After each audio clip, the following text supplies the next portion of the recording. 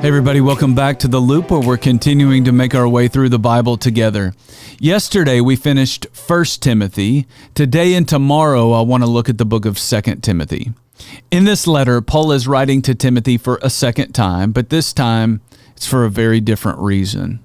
In the first letter, Paul was trying to help Timothy address a leadership issue that was affecting the health of the church in Ephesus. This time, however, Paul is nearing the end of his life. He's writing to Timothy because he wants to see Timothy before he dies. As Paul sits in prison for simply telling people about their need for Jesus, he has a perspective on how corrupt this world has become. In chapter 3, verses 1 through 5, Paul said this. He said, "But mark this down. There will be terrible times in the last days.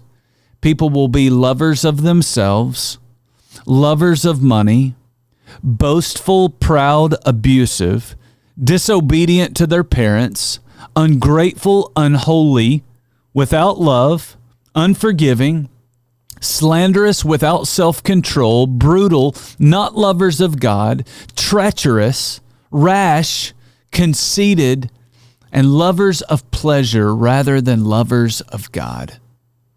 Paul knows that the world is corrupt, but he also knows that the longer it goes on, the more corrupt it will be. Sadly, we can look at those verses, and then we can look at our world today, and we see most, if not all, of what Paul described.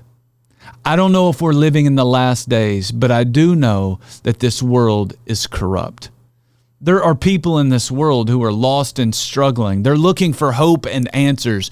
Those people, we need to love them, we need to build relationships with them, and we need to even share Jesus with them. But there are other people who are so defiant and rebellious that they're never going to follow Jesus. Paul tells Timothy, stay away from them, or you might become just like them. Paul says in verse 8, they always oppose the truth, they have depraved minds, and they will not get very far in life because their folly is clear to everyone.